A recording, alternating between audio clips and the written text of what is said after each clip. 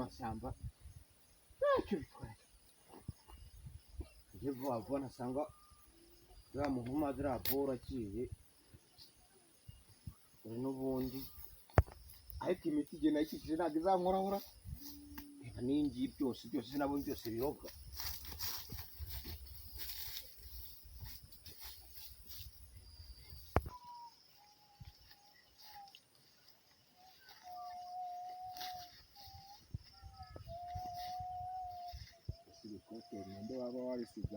ninde waba warisize hano ra ko nta muntu ndi kubona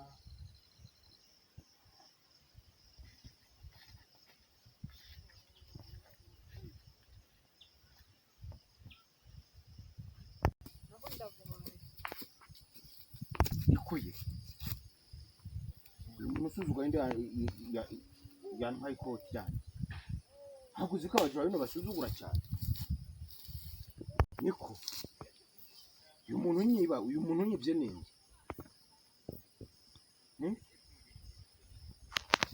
ibi koko ni ibi ariko rwose ko bivugisha aba mugabo byagenze ubu urabona njyewe nsize ko tanga njye kwihagarika nsanze bari cyane ninde se urijyanye cyese ubwo wamaze nge namumenya ese ugiye kwihagarika kure nanjye kwihagarika kure ariko nta kibazo tumiriza abayobozi aho abayobozi bihorere mfite uburyo ikoti yanjye ndigarutsamo kure ndebere kugiye kurigaruza kabanze nkwereke reka kabanze nkwereke abajura kuki inkonize oya nshaka kwereka abajura bino bigize karaha kajya hehe mbese iyo nkoni irakora iki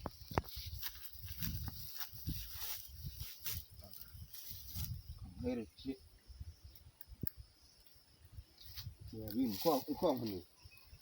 kuna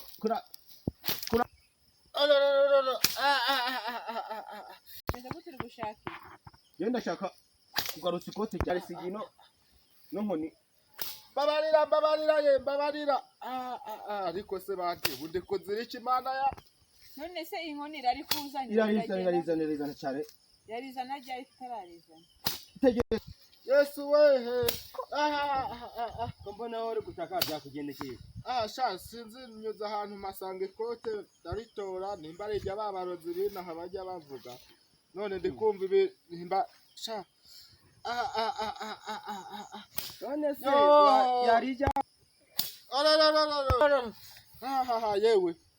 ngiye kwigendera kuko ndabona ibyaba bitasengeye kabisa oya wa muvandimwe wintererana mfasha kwa rino kote oya nta kote nye nafata nyuma yaho yewe amakuru yaba mubyeyi ni meza basanze umuntu ari kuboroga hano hirya se byaba byamugendekeye reka ntabwo nabimenya utajya kureba telefone byagiye mbonye ari kwikashagura afite ikote ry'umukara yambaye n'irindi ari kugenda yigira gutya niba byamugenda niba ari intozi ziri kumujya simbizi Yesu geza yewe byakugendekera cyo mfashe ikote narinzanye ikote none hoya reka nyine kwisasa bamundetse ikote reka rimwe mfasha nanjye banze nduhuko sha Yesu we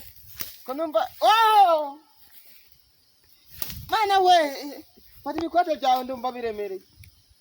kuko ndumva fata sha reka bebe kubita inkoni wenda turebe niba ari we yaba ari kugukubita waba wibye ikote cye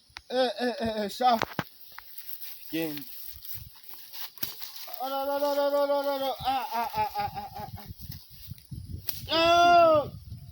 none sawa mugabo ko mbona ugiye kubitagura inkoni ikote ryawe waribonye ikote ryanjye kugera ubu ntabwo ndaribona cyangwa ni umusore ari wayitwaye wa musore ikeneye njyewe niba ari watwaye kuko ni bwana Jagaragaye